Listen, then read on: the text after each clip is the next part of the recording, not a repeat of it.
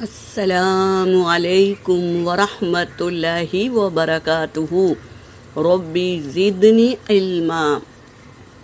سورۃ النمل آیت نمبر 40 کی تلاوت کر رہی ہوں۔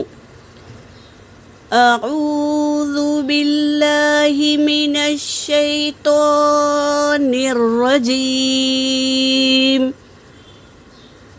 بسم اللہ الرحمن الرحیم۔ قال الذی عنده علم من الكتاب انا آتیک به قبل ان يرتد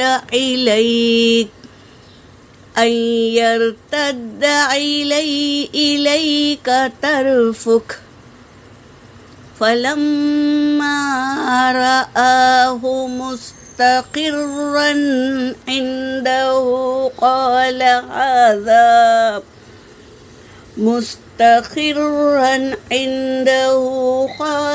هذا من فضل ربي لِيَبْلُوَنِي أَأَشْكُرُ أَمْ أَكْفُرُ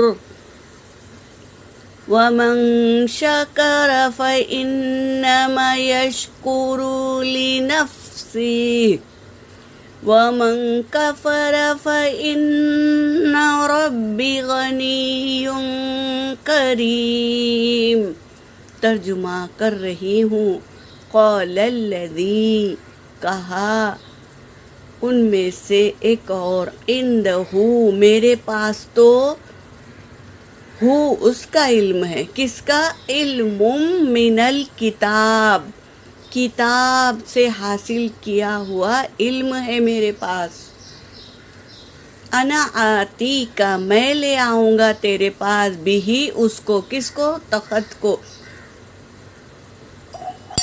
قبل ان تد الیک طرفک، تیری آنکھ جھپکنے سے پہلے میں لے آؤں گا بلقیس کے تخت کو۔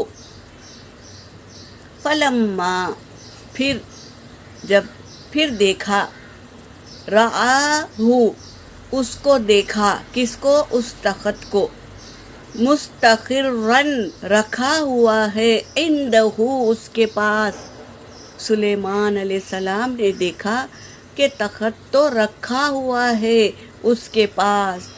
قال، جیسے ہی نظر پڑی تخت پر، کہا سلیمان علیہ السلام نے، قال ھذا من فضل ربی، یہ میرے رب کا فضل ہے۔ کوئی جن اور کوئی شخص کا فضل نہیں ہے، یہ میرے رب کا فضل ہے۔ لیبلونی، تاکہ وہ آزمائے مجھے، ااشکر ام اکفر، کیا وہ شکر کرتا ہے یا کفر کرتا ہے، ناشکری کرتا ہے، شکر کرتا ہے یا ناشکری کرتا ہے۔ ومن شکر، جس نے شکر کیا، فإنما، بس بے شک، پس اس کے پاس، یشکرو لنفسی، وہ شکر کرتا ہے اپنے نفس کی۔ جو شکر کرتا ہے تو وہ اپنے نفس کے لیے ہی ہے۔ ومن کفر، جس نے کفر کیا، فإن ربی، پس بے شک میرا رب، غنی کریم، بڑے کرم والا ہے، بہت کرم کرنے والا ہے، کریم ہے، غنی ہے اور کریم ہے۔ تو جس نے کفر کیا تو اللہ کو کوئی پرواہ نہیں ہے کہ وہ شکر کرے یا کفر کرے یا ناشکری کرے، تو اللہ کو کوئی فرق نہیں پڑتا۔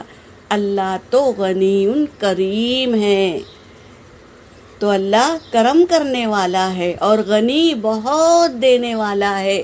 تو اللہ کو کوئی پرواہ نہیں ہے کہ تم شکر کرے یا کفر کرے، اگر تم شکر کرتے ہیں تو تمہارے نفس کے لیے ہی ہے وہ شکر، اگر تم کفر کرتے ہیں تو اللہ کو کوئی پرواہ نہیں ہے۔